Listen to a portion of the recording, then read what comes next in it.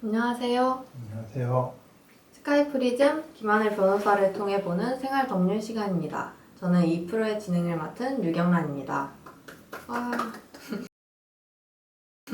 김하늘 변호사님, 오늘은 어떠한 사건을 준비해 오셨나요? 네, 오늘 준비한 사건은 오피스텔 임대차 계약 해지와 관련한 사건입니다. 제1심에서 패소한 당사자가 저에게 의뢰해서 제가 항소심, 상고심, 그리고 파기환송심까지 수행했던 사건인데요. 2021년 10월 28일 저희가 최종적으로 승소한 따끈따끈한 사건입니다. 아, 그렇군요. 그러면 이 사건의 내용을 좀 간략하게 말씀해 이 주세요. 사건은 오피스텔 임대차 계약과 관련해서 계약 해제의 효력이 문제된 사건입니다. 사안의 내용을 이해하기 쉽게 간단하게 말씀드리면은 제 의뢰인이 임대인이에요. 오피스텔을 다른 사람에게 임대해 주었는데요. 상대방이 바닥 난방 공사를 요구했어요.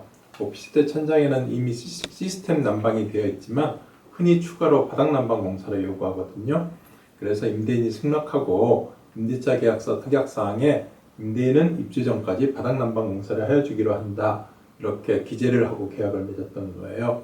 근데 막상 시공업자를 불러서 공사를 하려다가 보니까 이게 법률에 위반된다는 사실을 알게 되었어요. 전용 면적이 큰 오피스텔의 경우에는 바닥 난방 공사를 하지 못하게 건축법령에서 규정되어 있었거든요. 아마도 오피스텔을 주거용 아파트 대용으로 사용하는 것을 방지하려는 데 입법 취지가 있었던 것 같아요. 그래서 임대인 임차인에게 이거 해주려고 했는데 위법이라고 하니까 어떡하냐, 바닥 난방 공사 대신에 카페트를 해준다든지 판넬 공사로 대신하면 안 되겠느냐, 이렇게 말을 했던 거지요. 그랬더니 임차인은 대뜸 바닥 난방 공사를 못 해주겠다는 거냐, 그러면 계약 위반이다, 이렇게 이야기를 하면서 바로 계약을 해지한다는 내용 증명을 보내고 계약금하고 위약금을 달라고 소송을 제기를 했던 거죠. 아, 그렇군요. 임대인의 입장에서는 위법인 사항을 계약서에 적은 것이니까 되게 난처한 상황이겠어요. 그러면 이 사건에서 법률적으로 다투어진 쟁점은 무엇인가요? 네, 일반적으로 상대방이 계약을 지키지 않은 경우에 다른 사람은 이제 계약 해제를 할 수 있는데 이때 이제 계약 해제 요건이 있어요. 그래서 이 사건에서 상대방이 계약 해제 요건을 지켰느냐 하는 점이 쟁점이 되었습니다. 계약을 한쪽 당사자가 지키지 않은 경우에 이거 이제 채무 불이행이죠. 이행시체라고도 하는데 다른 당사자는 계약을 해제할 수 있거든요. 계약을 없던 것으로 할 수 있죠. 그리고 통상적으로는 그런 경우에는 계약금 상당액을 위약금으로 정하고 있기 때문에 상대방한테 위약금을 달라고 할 수 있어요. 그런데 아까 말씀드렸던 것처럼 계약을 해제하기 위해서는 두 가지 요건이 필요해요. 첫 번째가 이행의 최고라는 요건이에요. 계약을 해제하기 위해서는 채무 이행을 한 번은 독촉을 해야 되는 거예요. 예를 들어서 이번 달 말일까지 매매대금을 주기로 했다. 그런데 그 날짜가 지나도 돈을 주지 않는다. 그러면 일반적으로 사람들은 날짜가 지났는데도 돈을 안 주니까 바로 계약을 해지할 수 있다, 이렇게 생각을 하는데요. 그런 경우에도 최소한 한 번은 언제까지는 돈을 줘라, 그렇지 않으면 계약을 해지하겠다, 이렇게 이제 독촉을 해야 된다는 거죠. 그리고 이제 또 한 가지 요건은 자기 의무의 이행이에요. 매매계약이나 임대차 계약처럼 이제 서로 상대방에게 의무를 부담하고 있는 계약을 쌍무계약, 쌍방이 의무를 부담하고 있는 계약, 이렇게 법률적으로 말하는데요. 이러한 쌍무계약에서 계약을 해지하려면은 자기 의무의 이행도 제공을 해야 돼요. 앞에서 예를 든 매매계약의 경우를 다시 예를 들자면은 매수인이 잔금 지급을 잔금 지급까지 잔금을 주지 않으면은 바로 계약을 해지할 수 있는 게 아니라 언제까지 잔금을 줘라, 당신이 잔금을 주면은 나는 당신에게 바로 소유권을 이전해 줄 수 있는 준비가 다 돼 있다, 등기권리증도 준비를 해놨고 인감증명서도 이렇게 다 준비가 돼 있다라고 말을 하면서 관련 서류들을 휴대폰으로 촬영을 해서 보낸다든지 아니면 부동산 중개사 사무소에 맡겨두든지 이런 절차를 밟아야 되는 거죠. 그렇군요. 저도 몰랐던 사실이네요. 상대방이 약속을 지키지 않았다고 해서 그냥 계약을 이제 해제할 수는 없는 거겠네요. 네, 그렇죠. 네. 그러면 이 사건에서도 아까 변호사님 말씀을 들어보니 뭐 이행을 독촉을 한다든지 자기 의무를 제공을 한다든지 이런 사실은 없었던 것 같은데, 그러면 이 사건에서 임차인의 계약 해제 통보는 무효가 되는 건가요? 네, 저희는 이제 그렇게 주장을 하고 있죠. 그런데 예외가 있어요. 이제 모든 원칙에는 예외가 있잖아요. 계약 상대방이 처음부터 이행하지 않겠다라는 의사를 명백히 표시한 경우에는 바로 계약을 해지할 수 있어요. 예컨대 이제 돈이 준비가 안 됐으니까 조금만 기다려 달라 이렇게 매수인이 이야기를 하고 있는 게 아니라 나 돈 없다. 그러니까 잔금 지급이 되더라도 나는 잔금을 지급하지 않을 거다 이렇게 배째라는 식으로 나오는 경우에는 그런 경우까지 이행을 독촉하고 자기 의무를 제공하고 이게 다 불필요한 절차가 되는 거잖아요. 그래서 이런 경우에는 상대방이 명백하게 이행을 거절을 했다. 그래서 이렇게 이행 거절에 의한 계약 해지를 하는 경우에는 이행에 최고를 할 필요도 없고 자기 의무를 이행할 필요도 없이 바로 계약을 해지할 수 있는 거예요.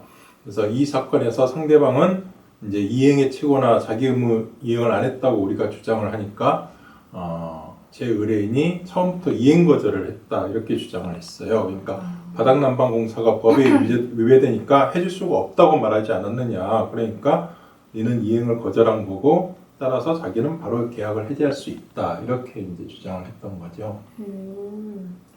근데 저는 좀 이상한데요. 그 말은 이제 배째라는 식의 이행 거절이라고는 볼 수 없는 거 아닌가요? 그렇죠. 네, 지금 진행자분도 말씀하셨듯이 좀 이상하잖아요. 그러니까 무작정 안 해준다고 한 게 아니라 이게 법에 위반되니까 뭐 판넬 공사를 대신 해주는 건 어떠냐, 뭐 카페트를 깔아주는 건 어떠냐 이런 식으로 그 다른 대체 방안은 어떤지 서로 협의를 하려고 했는 건데 물론 계약은 지켜져야 되지만은 살다 보면 또 처음에 생각했던 대로만 진행이 되지는 않잖아요. 그래서 그런 부분에 대해서 상황이 바뀌었음을 설명을 해주고 상대방이 끝내 바닥난방 공사를 해달라고 고집을 하면은 제 의뢰는 해줄 생각이었거든요. 그러니까요. 그러면 이 사건 소송은 어떻게 진행이 되었나요? 그런데 1심에서는 의뢰인이 패소를 했어요. 그 법원에서 이행거절에 해당된다고 인정을 했거든요. 그래서 이제 의뢰인이 억울하다고 저를 찾아온 거죠. 네. 그래서 제가 사건 내용을 들어보니까 이거는 1심 판단이 좀 잘못된 것 같아요. 아까 말씀드렸듯이 그거 정도로 이행거절이라고 보는 건 너무 좀 많이 나간 게 아닌가.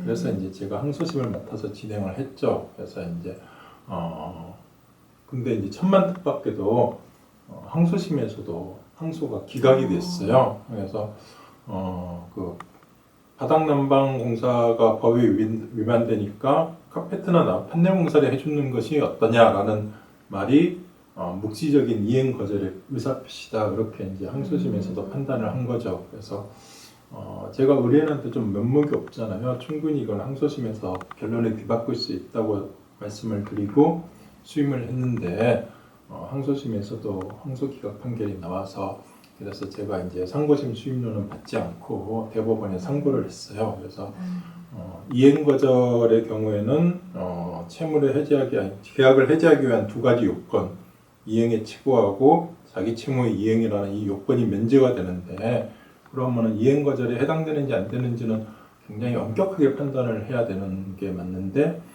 카페트나 판넬 공사는 어떠냐라는 말이 그렇게 이행 거절의 의사표시다라고 법원에서 판단했으니까 이거는 상식에 맞지 않는 판단을 한 거라고 저는 생각을 했던 거죠. 항소심에서 항소가 기각되어서 많이 놀라셨겠어요. 네, 많이 놀랐습니다. 그런데 또 대법원에서는 판결이 뒤바뀌었다고요? 예, 사실 대법원에서 항소심 결론이 뒤집히는 경우는 극히 드물어요. 100건에 하나 있을까 말까 하거든요.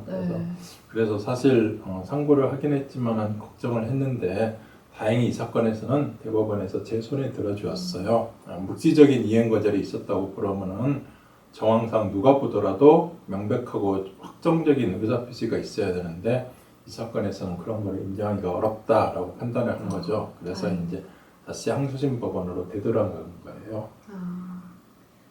그러면 대법원에서 판단을 하면 이제 끝난 게 아닌가요? 다시 항소심 법원으로 되돌아가야 하나요? 네네. 그게 이제 보통 사람들이 많이 이제 잘못 생각하고 있는 부분인데요. 네, 대법원은 법률심이기 때문에 법률의 해석과 적용을 맞게 했는지 여부를 판단을 하고 사실관계에 대해서는 판단을 하지 않아요. 그러니까 이 사건에서도 항소심에서는 이행거절에 해당된다고 판단을 했는데 그 해석을 잘못했다. 그러니까 제대로 다시 하라. 이렇게 이제 항소심 법원으로 내려보내는 거죠. 그거를 이제 법률 용어로는 파기환송이라고 하고 내려보낸 후에 다시 진행되는 항소심 재판을 파기환송심이라고 합니다. 그러니까 다시 2심 절차가 시작되는 거죠. 아, 그렇군요. 그럼 대법원에서 내려보냈으니 파기환송심에서는 쉽게 결론이 났겠네요. 네, 그래서 결국 저희가 완전히 승소를 하게 된 거죠. 아, 그렇군요. 축하드립니다. 고맙습니다. 네, 그럼 감사합니다. 오늘은 김하늘 변호사님과 함께 오피스텔 임대차에 있어서 채무 불이행과 계약 해제에 관련된 법률적인 문제들을 살펴보았습니다. 네, 이렇게 오늘 다룬 사건과 같이 생활과 관련된 법률 문제가 많이 발생하고 있는데 앞으로도 가급적 이런 사건들을 많이 소개해 드리도록 하겠습니다. 네, 알겠습니다. 조금 어렵지만 앞으로 생활과 관련된 법에 대해 많이 알게 될 것 같습니다. 구독자분들도 저와 함께 공부하며 법률 상식을 쌓아봅시다. 감사합니다. 다음에 다시 뵙겠습니다.